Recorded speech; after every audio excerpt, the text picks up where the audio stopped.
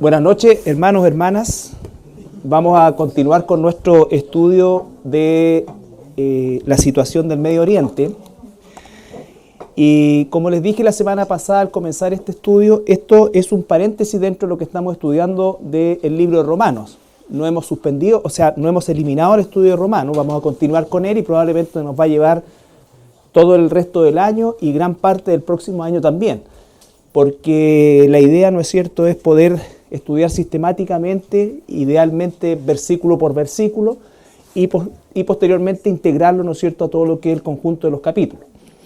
Pero el propósito de este estudio nace a raíz de la desinformación que existe, y me voy a referir específicamente al mundo cristiano.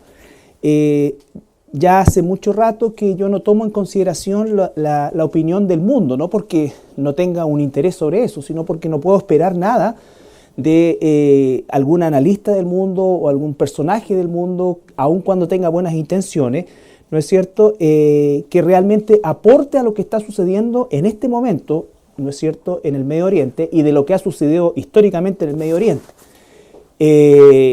Cosa que ha sido una constante, todo el tema de los conflictos. El nacimiento del Estado de Israel se gestó en función de revueltas, guerrillas y después guerras propiamente tal. Por lo tanto, a partir del año 1948 en adelante, la geografía de esta zona del mundo no ha tenido ni un día realmente de paz. Han habido periodos de tregua, pero nunca ha existido una paz, ¿ya? No hay, de hecho, los tratados de paz que se han iniciado, que se han redactado y que de alguna manera se han presentado a las partes, nunca se han firmado.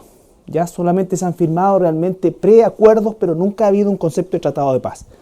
Nosotros los cristianos sabemos que ese tratado de paz va a ser la obra política magistral del anticristo, quien va a lograr hacer que estos tratados que no se han logrado firmar, ¿no es cierto?, se logren firmar y que efectivamente, ¿no es cierto?, exista esta especie de paz que es el jinete con el caballo blanco de Apocalipsis 6, ¿no es cierto?, y que va a ser este personaje, ¿no es cierto?, desde ahí catapultado a la primera magistratura, ya no de un país, ya no de un continente, sino que de una comunidad global. Entonces, por eso es que esto es lo que cada cristiano, y específicamente de nuestra iglesia como responsabilidad primaria, debe responder, ¿no es cierto?, porque es la posición bíblica, porque es la posición bíblica. Esto no es un estudio con el propósito, y lo dije también, de denostar a unos y apoyar a brazo partido a otros, porque ambos pueblos, tanto los árabes, los palestinos, ¿no es cierto?, que son árabes, ¿ya?, y me van a oír hablar de árabes principalmente, rechazan el evangelio porque están bajo una doctrina musulmana, y los judíos también rechazan a Jesucristo porque están bajo una concepción ni siquiera antiguo testamentaria, sino que un conjunto de tradiciones que están compiladas en los libros que realmente los rigen a ellos, que son el Talmud o la Mishnah, ¿ya? La Torá que ellos sacan y besan, ¿no es cierto?, y presentan al pueblo, y que leen en ciertos ceremoniales, no es efectivamente lo que ellos estudian permanentemente. Los rabinos y las escuelas rabínicas y la enseñanza rabínica de todos los que viven bajo este paraguas de religión, corresponde principalmente a lo que es el Talmud, ¿ya?, y las muchísimas escritos que se han ido agregando en el tiempo. Entonces tampoco estamos hablando de una población que ama a Cristo, ¿ya? Por lo tanto, lo que estamos haciendo aquí es tener la opinión de Dios y la posición, no la opinión de Dios respecto principalmente a la pertenencia de este territorio. ¿Estamos? Entonces esto no es un estudio anti-árabe ni pro-israelí, no, este es un estudio para establecer la posición de Dios. ¿Estamos? El conflicto en el Medio Oriente,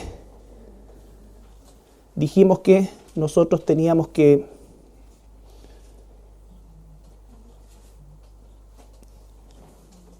revisarlo a la luz de 4 corrientes o de 4 aspectos. El primero que tenemos que analizar nosotros es el aspecto religioso, el político-económico van de la mano, y una mirada al futuro principalmente a la luz de la semana 70 del libro de Daniel, de la tribulación en el libro de Apocalipsis, del capítulo 4 al 20 del libro de Apocalipsis, que es lo que describe principalmente el futuro de esa zona, ¿ya? Porque el futuro inmediato va a ser una especie de continuidad de estas escaramuzas con más o menos muertos de uno o de otro lado, pero sin llegar todavía al conflicto mayor, ¿ya? Si tú te quedas y ves el conflicto mayor por la CNN, te vas a acordar de esto. Entonces, ¿por qué el religioso en primer lugar? Porque obviamente aquí surgen chocan, mejor dicho, dos cosmovisiones de lo que es la vida, lo que es la muerte, lo que es la existencia, lo que es el bien, lo que es el mal, en fin, lo que es todo lo que significa realmente la forma en cómo enfrentamos y vemos la vida. Y por supuesto que el Islam tiene una cosmovisión absolutamente propia, particular y totalmente distinta a la visión que nosotros tenemos en la cultura judeo-cristiana, ¿ya? Entonces son dos choques religiosos y específicamente la visión islámica o la visión islámica del mundo no hace una separación entre religión y política. Aun cuando la mayoría de los países musulmanes son dictaduras o muy pocos países son democráticos propiamente tal, todos los países musulmanes son gobernados, ¿no es cierto?, en mayor o en menor medida por las castas sacerdotales de sus respectivas corrientes islámicas. Vamos a tener que estudiar también las dos corrientes islámicas, que es lo que está produciendo la matanza hoy día, por ejemplo, en Irak, de la que nadie habla, donde hay escenas que son espantosas, donde entre chiitas y sunitas se están matando, ¿no es cierto?, y ya van por lo menos 1000 muertos en eso y nadie de la ONU dice absolutamente nada, ni hay ningún tipo de sanción, nada al respecto, ¿ya? Para que nosotros entendamos que todo lo que recibimos es sesgado porque hay intereses políticos y económicos de por medio, ¿ya? Los intereses políticos y económicos no son una necesaria prioridad en el conflicto propiamente tal. Los intereses políticos y económicos y el deseo de paz de esa zona corresponde principalmente a todo lo que los países o las potencias del mundo necesitan tener controlada esa zona para poder obtener el petróleo.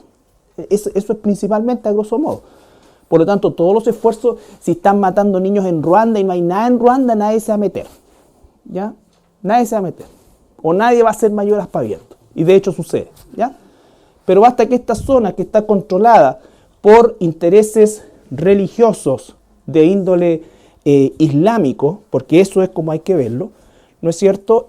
Obviamente compromete la estabilidad de la zona, y comprometer la estabilidad de la zona, ¿no es cierto?, significa tener una especie de ruleta rusa con respecto al precio del petróleo, la distribución del petróleo, la producción de petróleo y en fin, ¿ya? Bueno, y comenzamos nosotros desde el periodo postdiluviano, desde Noé, y comenzamos con Sem, Cam o Sem, Jafet y Cam, que sería el orden en cuanto a edad, pero principalmente entendiendo que el repoblamiento del planeta viene a partir de esta familia de 8 personas. Recuerden ustedes que el arca se detuvo o se ¿cómo se dice en términos marinos? Varó, ¿no es cierto?, en las cadenas montañosas de Ararat, que es hoy día la frontera turco-armenia, y desde ahí comenzó, ¿no es cierto?, principalmente el poblamiento hacia la zona de Mesopotamia. Entonces siempre la porción de territorio del mundo no varó ni en Estados Unidos, ni en Norteamérica, ni menos para acá. Para acá no, ¿ya? Entonces, específicamente comienza ahí, y específicamente comienza en la zona de Mesopotamia. Entonces, nosotros lo importante de esto es que fuimos desde Noé, la semana pasada, hasta Abraham. Hay una larga cadena de 14 generaciones que nos llevan de Noé a de Noé a Abraham, y quisiera solamente que revisáramos el Génesis 12, versículo 1 al 3. Génesis 12, 1 al 3. Pero Jehová había dicho a Abraham: vete de tu tierra y de tu parentela y de la casa de tu padre a la tierra que te mostraré. Y haré de ti una nación grande, y te bendeciré, y engrandeceré tu nombre, y serás bendición. Bendeciré a los que te bendijeren, y a los que te maldijeren maldeciré, y serán benditas en ti todas las familias de la tierra. Ya, Entonces ahí tenemos la bendición y el pacto abrámico que comienza con una promesa de un pueblo y de un territorio. Cuando Abraham sale de Ur, sale por razones de carácter, diríamos nosotros, circunstanciales que se produjo en esta zona de la Mesopotamia, y ellos, buscando mejores horizontes, llegaron a la zona de Harán. Ahí es donde desarrollan su riqueza como familia. Y es desde, aunque lo sacó de Ur, lo llamó en Harán. De Harán, entonces, Abraham es conducido a esta tierra que le promete a su descendencia. Abraham nunca vivió en esta tierra de manera permanente. Abraham era un beduino, ¿ya? Y Abraham se trasladaba, como ocurría hasta principios del siglo XX, en todas las tribus beduinas, ya sea árabe o de Mesopotamia, que ellos se movían en función de los pozos de agua. Recorrían en función de los pozos de agua el desierto, ¿ya? Entonces, esto es la promesa que recibe y dice que va a ser bendición para todas las naciones. Abraham era un hombre mayor, su esposa era estéril y además, ¿no es cierto?, ellos nunca habían vivido la experiencia de lo que significaba ser estar establecido, plenamente establecido, ¿ya? Su cultura era beduina. Vimos también otra vez en Génesis capítulo 15, desde el versículo 13 hasta el 17. Entonces Jehová dijo a Abraham: Ten por cierto que tu descendencia morará en tierra ajena y será esclava allí, y será oprimida 400 años. Mas también a la nación a la cual servirán juzgaré yo, y después de esto saldrán con gran riqueza. Y tú vendrás a tus padres en paz, y serás sepultado en buena vejez. Y en la 4ª generación volverán acá, porque aún no ha llegado a su colmo la maldad del amorreo hasta aquí. Y sucedió que puesto el sol, y ya oscurecido, se veía un horno humeando y una antorcha de fuego que pasaba por entre los animales divididos. 18 al 21, por favor. En aquel día hizo Jehová un pacto con Abraham, diciendo: A tu descendencia daré esta tierra, desde el río de Egipto hasta el río grande, el río Éufrates, la tierra de los eneos, los ceneseos, los cadmoneos, los heteos, los fereceos, los refaitas, los amorreos, los cananeos, los gergeseos y los jebuseos. Ya, entonces aquí está el pasaje clave y con esto terminamos el resumen. Dios le hace esta promesa a Abraham y recuerden ustedes que vimos nosotros el poblamiento del planeta, cómo es que se distribuyeron las familias que están en rojo, son los descendientes de Jafet, los que están en azul son los descendientes de Sem y los que están en lila son los descendientes de Cam. Los que habitaron originalmente la tierra de Canaán, o esta tierra, mejor dicho, en lo que conocemos hoy día como Palestina, desde el punto de vista de las Naciones Unidas, correspondió inicialmente a los cananeos, es decir, los que habitaron ahí fueron cananeos. Y la promesa es que estos cananeos van a ser sacados de ese lugar, pero imagínense que Dios está hablando con Abraham, le está hablando ya de una descendencia, todavía ni siquiera nacía su hijo, pero ya le está hablando que esa descendencia estaría 400 años cautivo en una nación que es Egipto, ¿no es cierto? Y que posteriormente regresarían allá y durante esos 400 años la maldad de esta población, ¿no es cierto?, habría llegado al punto en que Dios tenía que juzgarla, ¿ya? Y como juicio iba a usar también a la nación de Israel, por un lado, para juzgar a estos pueblos y por otro lado, ¿no es cierto?, para dar en entrega, ¿no es cierto?, la tierra que le prometió al patriarca Abraham, ¿ya? Entonces, pero lo importante es que esta tierra, desde el punto de vista de su original habitación, los habitantes originales, primarios de esta tierra, no eran semitas, vale decir, no eran ni árabes ni israelitas, eran cananeos, ¿ya? Entonces, ¿qué es lo que nosotros tenemos que entender como cristianos ahora? Que Dios le da esta tierra por decreto divino a los descendientes por la línea de Isaac a los israelitas. Abraham, Isaac, Jacob, 12 hijos, después continuaría con Judá hasta llegar, ¿no es cierto?, al nacimiento del Mesías de nuestro Señor Jesucristo. ¿Estamos? Entonces, ese es el punto. La tierra es habitada durante un periodo de tiempo indeterminado por los cananeos, que vivían en un circuito de ciudades, estado o pequeños reinos. Estaba el rey de Jerusalén, en ese tiempo de Jebús, o Shalem, que fue inicialmente el rey de los Gergeseos, el rey de los amorreos, y así sucesivamente. ¿Estamos hasta ahí? Entonces ahí está el mapa de cómo estaba originalmente habitada esta tierra. Los filisteos también son de origen camita, pero ellos venían de los llamados pueblos del mar. Ellos venían principalmente de la isla de Creta, que se llamaba en ese tiempo Caftorín. Ya ustedes la pueden encontrar por Caftorín. También se le llamaba filisteos, pero inicialmente se le llamó caftoreos.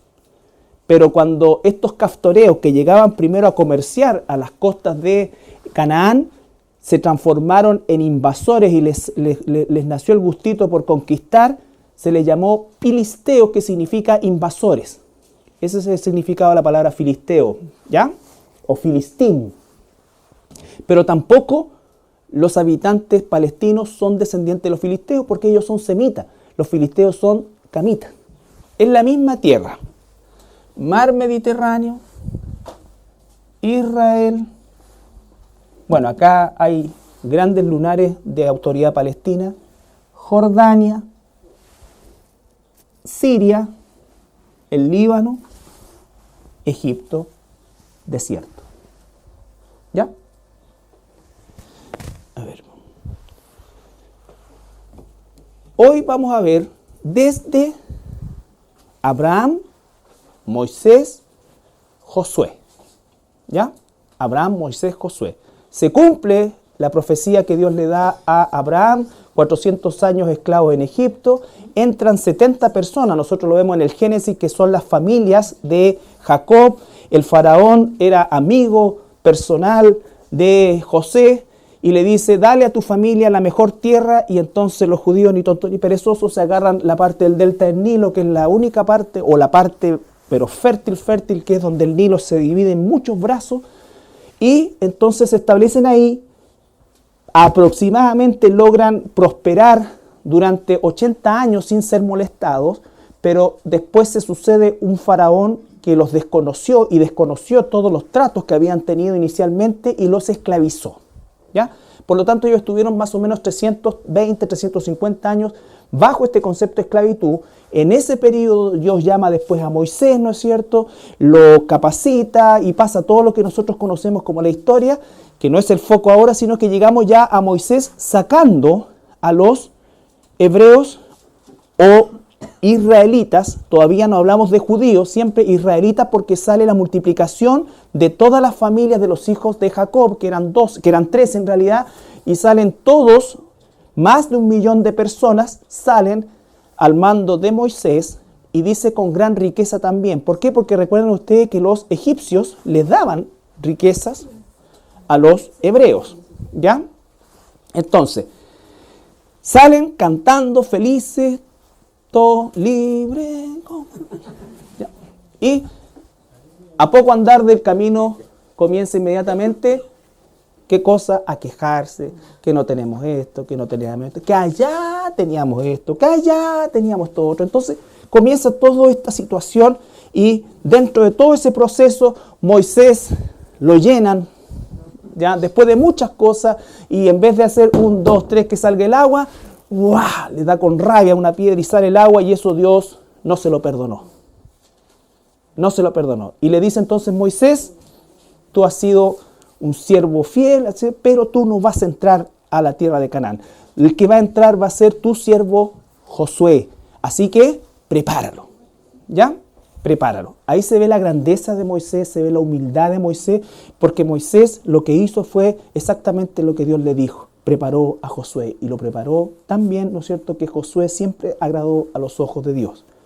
Deuteronomio 32, 48 al 52 registra, recuerden ustedes, Deuteronomio, Deutero es, y nomos es ley, repetición de la ley, o Deutero también se considera segunda ley, pero la traducción exacta es repetición de la ley, porque es la misma ley.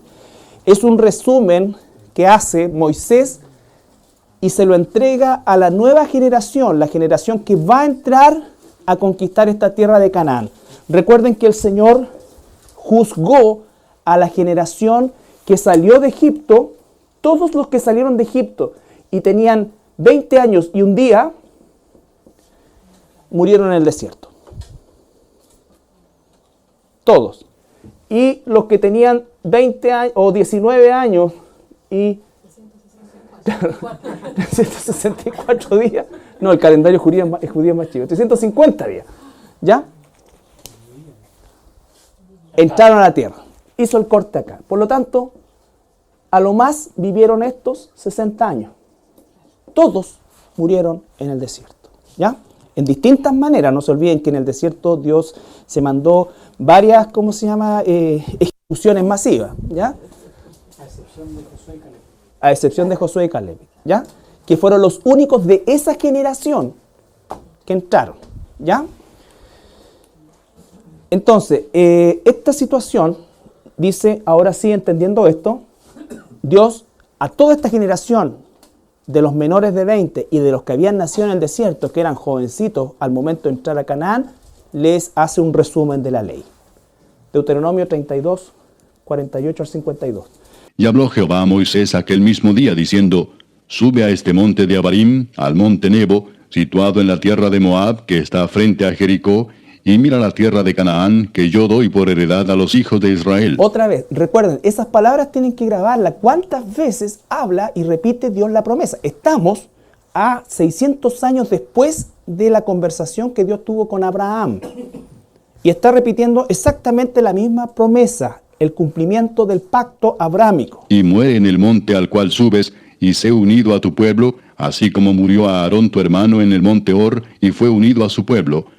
Por cuanto pecasteis contra mí en medio de los hijos de Israel en las aguas de Merida, de Cades, en el desierto de Sin, porque no me santificasteis en medio de los hijos de Israel. Verás, por tanto, delante de ti la tierra, mas no entrarás allá a la tierra que doy a los hijos de Israel. Ya. 34, 1 hasta el 7 nomás. Recuerden, la promesa es la misma. Entonces, ¿a quién le da el soberano de la tierra? Si ustedes llevan una Biblia a las Naciones Unidas, no lo va a pescar nadie, pero no importa que las Naciones Unidas no lo pesquen, porque las Naciones Unidas creen que tienen el control lo tiene Dios, y por lo tanto nosotros estamos del lado de Dios, y si Dios dice que esa tierra le pertenece a los israelitas, aun cuando ellos hoy rechacen al Mesías, ese endurecimiento es en parte porque va a llegar un momento en cuando entre la plenitud de los gentiles, vale decir, cuando el último no judío entre al redil de Dios, Dios va a sacar la iglesia y se va a activar inmediatamente la semana 70 que está determinada para el pueblo y la ciudad de Daniel, no la tuya ni la mía. ¿Ya? Subió Moisés de los campos de Moab al monte Nebo, a la cumbre del Pisga que está enfrente de Jericó. Y le mostró Jehová toda la tierra de Galaad hasta Dan, todo Neftalí, y la tierra de Efraín y de Manasés, toda la tierra de Judá hasta el mar occidental, el Negev y la llanura, la vega de Jericó, ciudad de las palmeras hasta Zoar. Y le dijo Jehová, esta es la tierra de que juré a Abraham, a Isaac y a Jacob, diciendo, a tu descendencia la daré. Te he permitido verla con tus ojos, mas no pasarás allá. Y murió allí Moisés, siervo de Jehová, en la tierra de Moab, conforme al dicho de Jehová. Y lo enterró en el valle, en la tierra de Moab, enfrente de Bet Peor, y ninguno conoce el lugar de su sepultura hasta hoy. Era Moisés de edad de 120 años cuando murió. Sus ojos nunca se oscurecieron, ni perdió su vigor. ¿Ya? ¿Estamos claros entonces? Ahora, esta imagen la puse porque esto es el monte Nebo. Esta parte hoy día corresponde a la ribera oriental del Mar Muerto y del río Jordán incluido, ¿no es cierto? Y el monte Nebo se puede ver desde el otro lado porque es absolutamente visible. Las alturas en Israel son bajitas, el promedio son 450 metros de alto, ¿no es cierto? Todos los montes que se nombran en la Biblia, ¿ya?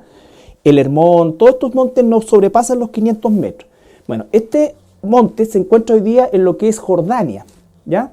Hay un mirador en el monte Nebo, ¿no es cierto?, donde se pudo haber parado Moisés, cualquiera de estos lados podría haber sido, ¿no es cierto? Pero se colocó esta piedra gigante acá y están todas las ciudades de que habla Deuteronomio 34, ¿no es cierto?, están descritas acá. Entonces Moisés efectivamente tuvo una panorámica de esta tierra prometida, ¿no es cierto?, pero él no entró.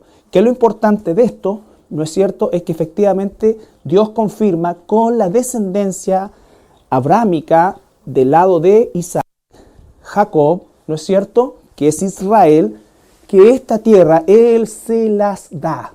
Pero Moisés guió al pueblo durante estos 40 años, sin embargo, Él no entró con el pueblo, no los introdujo. ¿Ya?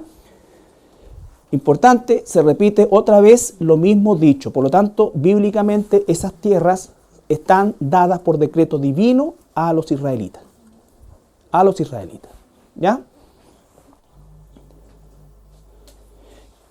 Cuando cruzó Moisés no se encontró con árabes, se encontró con cananeos. Y comienza la conquista, el cruce del Jordán. Ahí está el monte Nebo, que está frente a Bet Peor, y alcanza a ver este pedacito del Mar Muerto. ¿Qué es eso? ¿Ya? Entonces, va a entrar ahora Josué a conquistar la tierra de Canaán. ¿Ya? Dios ya se la había dado, pero él tenía que conquistarla, tomar posesión de ella. ¿No es cierto? Y vamos a ir a Josué, capítulo 1, versículo 1 al 6. Aconteció después de la muerte de Moisés, siervo de Jehová, que Jehová habló a Josué, hijo de Nun, servidor de Moisés, diciendo: Mi siervo Moisés ha muerto. Ahora pues levántate y pasa este Jordán, tú y todo este pueblo, a la tierra que yo les doy a los hijos de Israel.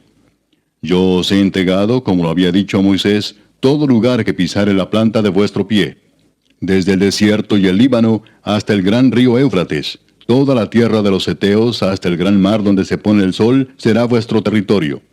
Nadie te podrá hacer frente en todos los días de tu vida. Como estuve con Moisés, estaré contigo. No te dejaré ni te desampararé. Esfuérzate y sé valiente, porque tú repartirás a este pueblo por heredad la tierra de la cual juré a sus padres que la daría a ellos. Aquí tenemos nosotros estas aparentes contradicciones, ¿no es cierto?, pero que tienen una función aplicativa. Ojo, aplicativa, no contextual. El contexto es la conquista de Canaán. Pero aplicativamente nosotros encontramos esta especie de dualidad entre lo que dice el Señor: yo te he dado toda la tierra, donde tú pongas el pie va a ser tuyo, yo estoy contigo todos los días, que esta cosa, pero esfuérzate y sé valiente. Entonces alguien dice: bueno, si me lo está dando todo, ¿para qué me tengo que esforzar si Él me lo está dando? ¿No es cierto? Es como la típica situación en que nosotros decimos: bueno, si Dios es el que Él elige, ¿para qué tengo que evangelizar yo? No, lo tuyo es esforzarte y ser valiente, ir y predicar el evangelio. Ese es el punto. La parte de Dios es de la parte de Dios. Su soberanía no se toca. No hay mezcla entre la soberanía de Dios y la orden de Dios. La orden de Dios es: esfuérzate, sé valiente, lleva a este pueblo y cruza. La pregunta es: ¿podría Dios pescar al pueblo y cruzarlo Él? Claro, pero ¿por qué nos ordena eso? Él es Dios.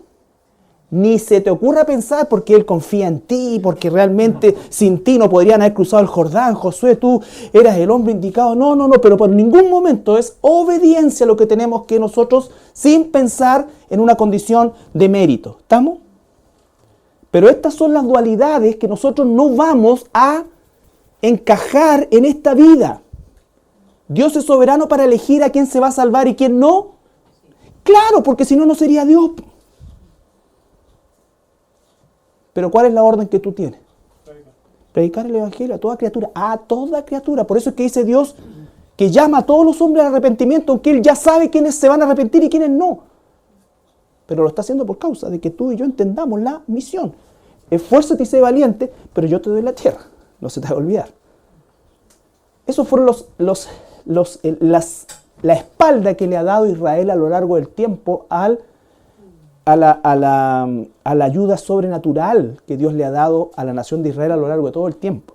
Por ejemplo, en la guerra de los 6 días, que espero que lo podamos ver, si es que no nos extendemos tanto, La guerra de los 6 días es imposible analizarla militarmente. La guerra de los 6 días es un milagro. Es un milagro, no es un acto militar, no es estrategia militar, no tiene nada que ver con la habilidad de los aviones israelíes, no, tiene que ver con la mano milagrosa de Dios. Eran 215 soldados árabes por un soldado judío. Entonces, no es un análisis, no se puede analizar bélicamente eso, no hay forma de analizar la estrategia.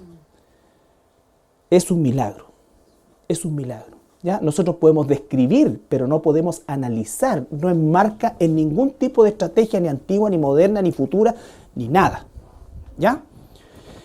Entonces, Dios le dice a Josué, esfuérzate valiente, tú vas a cruzar y vas a repartir esta tierra entre los 13 a esa altura, ¿no es cierto?, hijos de Jacob, las tribus. Los hijos de Ismael, Dios les dio del monte Sinaí para el lado y para abajo, todo de ustedes. Todo el golfo de acá, todo eso de ustedes. Los voy a bendecir con riquezas, toda la cosa, ustedes no se preocupen. Pero esta tierra, yo se la prometí a los descendientes de Isaac, Jacob. ¿Ya? Josué 3, todo el libro de Josué relata la conquista de Canaán. Esta conquista de Canaán no se especifica bien la cantidad de años que fue, ¿ya? Se calcula que está entre 7 y 10 años, lo que dura más o menos el periodo de la conquista de Canaán, o por lo menos las guerras que se llevaron en la conquista de Canaán. Son los resultados que se sacan en función de la edad de Josué, de Caleb, ¿no es cierto? El tiempo en que entraron, el tiempo que combatieron, en fin, y el tiempo finalmente que, por ejemplo, Caleb pide el monte de Hebrón.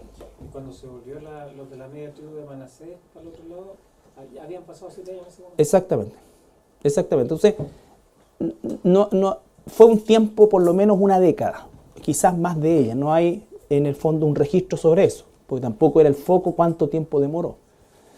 Si no, Dios lo hubiese dicho. ¿Ya? El punto es que vamos a Josué 3:9 al 17. Y Josué dijo a los hijos de Israel, acercaos y escuchad las palabras de Jehová vuestro Dios. Y añadió Josué, en esto conoceréis que el Dios viviente está en medio de vosotros, y que él echará de delante de vosotros al cananeo, al eteo, al heveo, al fereceo, al gergeseo, al amorreo y al jebuseo. No dice echaré al árabe, no echaré a otros semitas, son todos camitas. He aquí el arca del pacto del Señor de toda la tierra pasará delante de vosotros en medio del Jordán. Tomad pues ahora 12 hombres de las tribus de Israel, uno de cada tribu. Y cuando las plantas de los pies de los sacerdotes que llevan el arca de Jehová, Señor de toda la tierra, se asienten en las aguas del Jordán, las aguas del Jordán se dividirán, porque las aguas que vienen de arriba se detendrán en un montón. Y aconteció cuando partió el pueblo de sus tiendas para pasar el Jordán, con los sacerdotes delante del pueblo llevando el arca del pacto, cuando los que llevaban el arca entraron en el Jordán, y los pies de los sacerdotes que llevaban el arca fueron mojados a la orilla del agua, porque el Jordán suele desbordarse por todas sus orillas todo el tiempo de la siega, las aguas que venían de arriba se detuvieron como en un montón bien lejos de la ciudad de Adam, que está al lado de Zaretán, y las que descendían al mar del Arabá, al mar salado, se acabaron y fueron divididas, y el pueblo pasó en dirección de Jericó. Mas los sacerdotes que llevaban el arca del pacto de Jehová estuvieron en seco, firmes en medio del Jordán, hasta que todo el pueblo hubo acabado de pasar el Jordán, y todo Israel pasó en seco. Ya, entonces vemos un milagro muy similar a la abertura del Mar Rojo, ¿no es cierto?, a la división del Mar Rojo, pero en el río Jordán, que seguramente debe haber traído mucha más agua de la que trae el día de hoy. ¿Ya? Pero ¿qué ocurre? Sí, fíjense, y van los sacerdotes llevando el arca. ¿Qué vemos después? ¿Por qué muere Usa? Porque el arca la están llevando arriba de bueyes. El arca había que llevarla, los coatitas tenían que llevarla con las barras, ¿no es cierto? Y esa era la función de ellos. Eran parte o una de las familias de la tribu de Leví que estaba encargada del transporte del arca. ¿Ya? Entonces pasan los hijos de Israel y Dios le recalca que Él les dará la tierra. Él le dará la tierra. Siempre todo está en control de Dios. ¿Ya? Y dice que pasan a Jericó. Establecen campamento en Gilgal y la primera ciudad que toman es Jericó, suben a Jai y así sucesivamente comienza la conquista, que fue una conquista imperfecta. Fue una conquista imperfecta. ¿Cuál fue la orden de Dios? Extermina todo. Guaguas, niños, perros, gatos, todo, mujeres embarazadas, todo. Para que nosotros entendamos que Dios no es solo only in his love. Todo lo que necesitamos de amor, mentira. Recuerden ustedes, Dios le dio 400 años a los cananeos para arrepentirse. Y la maldad de los cananeos llegó a un punto. Ahora, nosotros si supiéramos lo que hacían los cananeos, ¿no es cierto? Habríamos mandado un fiscal. No habría hecho nada. Entonces, lo que pasa acá, la depravación gigante que había, gigante. Recuerden que Dios juzgó al mundo en el capítulo 6 del Génesis, y cuando vino el diluvio, eliminó todos los seres humanos. ¿Habían chinitos en esa época? Probablemente sí. ¿Había gente en otros lugares que no eran la parte de la Mesopotamia? Probablemente sí. Murieron todos. El juicio de Dios fue así. Ahora, ¿qué le pasaba a los niñitos cananeos? A los bebitos cananeos se iban al cielo. No habrían sido cananeos, no habrían practicado las religiones paganas de los cananeos. Por lo tanto, desde ese punto de vista nosotros entendemos la misericordia de Dios también. ¿Ya? Por supuesto que esto es pero aberrante a todo el humanismo, incluso cristianos que dicen cómo puede esto pasar allá y bla. Toda esta situación. No estoy haciendo un llamado ni a la violencia, simplemente estoy diciendo que Dios dio una orden y no se cumplió. ¿Por qué? Porque Josué y los israelitas se creyeron más buenos que Dios. Más buenos que Dios. Dios les dijo, mata todo. Desde el niño de pecho hasta el anciano. Mujer, todo. Los animales. Y además no tomes nada. Nada. ¿Ya? Entonces fue una conquista imperfecta. Originalmente Dios les había dado desde la ribera oriental del Nilo hasta la ribera occidental del Éufrates, desde el Líbano hasta el límite abajo, ¿no es cierto? Iba a ser el monte Sinaí. Eso cortaba el límite norte de Israel, que es todo lo que conocemos hoy día como el desierto del Negev, hoy día el desierto de Arabia, arábico, ¿ya? Entonces fue una conquista imperfecta. Sin embargo, esta conquista imperfecta igual dio origen al reparto de las tierras, y este es el primer mapa geográfico de la tierra de Israel, ¿no es cierto?, como tierra de Israel, donde aparecen todas las tribus con su porción de territorio, ¿ya? Esta era la forma en cómo Dios había establecido esta repartición para los hijos de Jacob, cumpliendo la promesa. Por supuesto que fue imperfecta. Recuerden ustedes que aquí están los amonitas y los moabitas. Esto hoy día es Jordania. ¿Ya? ¿Quiénes eran los amonitas y los moabitas? Claro, ¿no es cierto? Eran los descendientes del incesto de Lot con sus hijas. ¿Ya? Entonces, esto también estaba ahí, era parte de la que debía ser la conquista. Y ellos no tocaron estos territorios. ¿Ya? Ahora, en Josué 15:47, solamente para hacer una... Asdod con sus villas y sus aldeas, Gaza con sus villas y sus aldeas, hasta el río de Egipto y el mar grande con sus costas. Esto es las ciudades desde el versículo 20, solamente en el subtítulo del versículo 20, este pues es la heredad de la tribu de los hijos de Judá por su familia. Y viene toda la descripción, por si alguien tiene duda, ¿no es cierto? Nosotros vemos que Dios hace un resumen general de la división de las tribus, ¿no es cierto? Pero se enfoca después en un capítulo casi prácticamente, específicamente en la tribu de Judá, porque es la tribu mesiánica, ¿ya?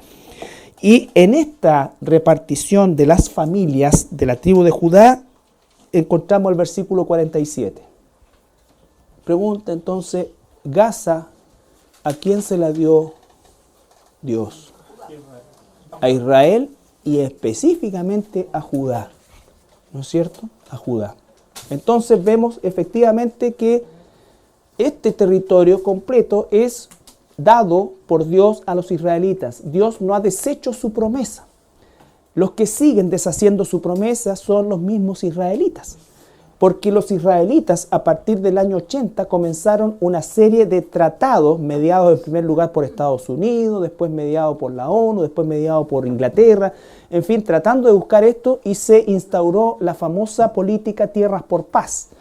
Y una de las políticas más traumáticas para la nación de Israel fue la sacada o la expulsión de su propia gente de la Franja de Gaza, entregándosela al control de la autoridad palestina. Toda la infraestructura que había en Gaza no la construyeron los palestinos, era una construcción judía. ¿Ya? El hospital del que tanto hablan, ¿no es cierto?, es una construcción que hicieron los judíos, no lo hicieron los palestinos. ¿Ya? Y así sucesivamente fueron entregando parte de los altos del Golán, parte de todo, y en definitiva han seguido creyendo en el hombre y no creyendo en Dios, no están entregados a Dios. Pero esto es parte de lo que tiene que ir sucediendo, solamente nosotros lo estamos describiendo. Ellos tienen un velo hoy día, ellos todavía confían en que va a haber paz en esa zona, y a tal punto va su deseo de paz que cuando el anticristo aparezca le van a poner alfombra roja. ¿Ya? Entonces, esta es la división de la tierra originalmente, cómo es que Dios se las dio a los judíos, siendo inclusive primero una conquista imperfecta y una repartición también, por supuesto, imperfecta. Sin embargo, lo que interesa en esta parte del estudio es ver cómo el dominio judío, ¿no es cierto?, viene por parte de la mano de Dios. Habitantes originarios los cananeos, expulsados con orden de exterminio por parte de Dios, conquista imperfecta. De hecho, le había dicho, no tomes mujeres de los cananeos, y comienza todo un proceso en el cual los israelitas comienzan a desobedecer. Pero Dios, a pesar que los disciplina, ¿no es cierto?, no rompe su pacto, porque ese pacto lo hizo con su amigo Abraham. Y después va a decir, por amor a mi siervo David. O sea, él respeta el pacto sempiterno. Porque si no respetara Dios el pacto, o sea, si el pacto dependiese de la fidelidad nuestra, por supuesto que ya se habría roto mucho tiempo. Mucho tiempo. Y todo eso tiene una función aplicativa, no contextual, sino que aplicativa a nuestra propia realidad, ¿no es cierto?, de infidelidad y de la promesa de Dios. Por eso que no es nuestra fe lo que nos mantiene unidos a Dios, es su fidelidad. Su fidelidad la que nos mantiene unidos a Él. La promesa que nos hizo. La promesa que nos hizo. ¿Ya? ¿Alguna pregunta hasta ahí? La próxima semana, pues ya no vamos a alcanzar, ¿no es cierto?, vamos a ver muy rápidamente, para entrar ya un poco a lo que es el periodo, ¿no es cierto? Vamos a ver el reinado de Saúl, que cambia la geografía del mismo territorio, la distribución del mismo territorio. Después el reinado de David y Salomón. Después hay una guerra civil entre las tribus. El reino se divide. Y comienza, después de la división del reino y de la sucesión de una serie de reinados nefastos, ¿no es cierto?, tanto en el norte como en el sur, comienza el periodo de las deportaciones de los cautiverios, comenzando por la gran invasión asiria con la deportación de las 10 tribus del norte, que posteriormente los dispersaron por todo el mundo y nunca más se volvieron a juntar como tribus. Después ahí tenemos la magnitud del imperio asirio. Después viene el imperio babilónico. Nabucodonosor, 500 años después de la invasión de los asirios, se lleva a las tribus del sur, que son dos nomás, Benjamín y Judá. Después viene el imperio medo-persa. Todo esto está relatado en los libros de Daniel principalmente.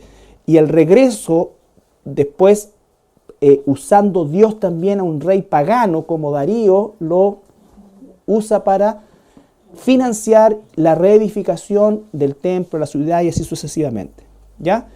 Pero después viene el imperio griego, con Alejandro el Magno, y finalmente el la bestia con los dientes metálicos, que utiliza sistemas inéditos a esa altura, tanto de guerra, de tortura y de todo lo que el hombre podía imaginar ese tiempo, que es el Imperio Romano. ¿Ya?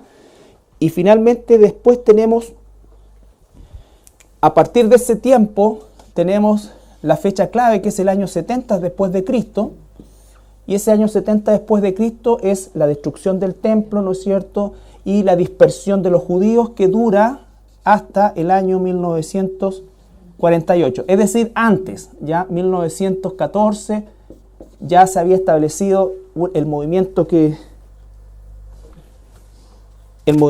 vamos a hablar del sionismo, ¿no es cierto?, cómo es que esto se levanta, en fin, pero en estos 2000 años los judíos se dispersan por el mundo en dos grandes grupos: los que van hacia la parte de la península ibérica, que son los sefardíes, y los que van principalmente a la Europa oriental, ¿no es cierto?, que son los Ashkenaz,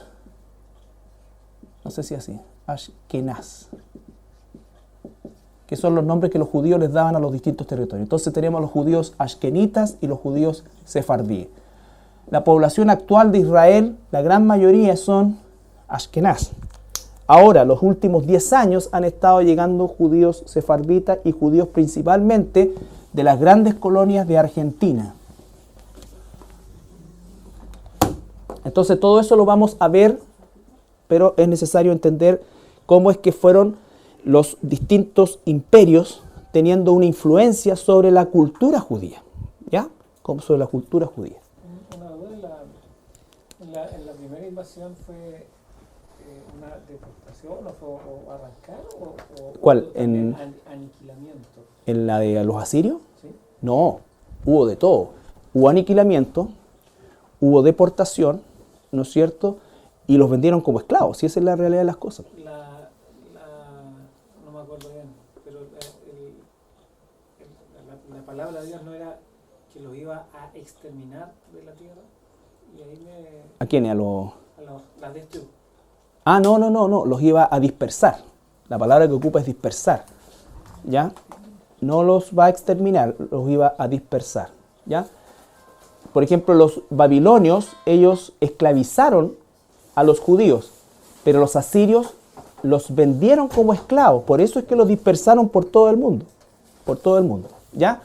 Y además los asirios llevaron gente ajena a vivir a la tierra del reino del norte, que se transformaron después los primeros samaritanos. Ok, estamos entonces. ¿Alguna pregunta? La próxima semana entonces vamos a ver los reinos, la división del reino, las deportaciones, la influencia de los distintos imperios, el pequeño foco de rebelión que hay entre el término del dominio griego y el comienzo del dominio romano, que no dura más de 30 años, que es la famosa familia de los macabeos y asmoneos, y después ya definitivamente bajo el dominio romano. Pero siempre hay población israelita en la zona, siempre. No hay registros de población árabe establecida. Por supuesto que pasaban árabes por ahí permanentemente por el tema de la ruta comercial, pero no había población árabe establecida. Hasta el periodo del Islam, que es 700 años después de Cristo.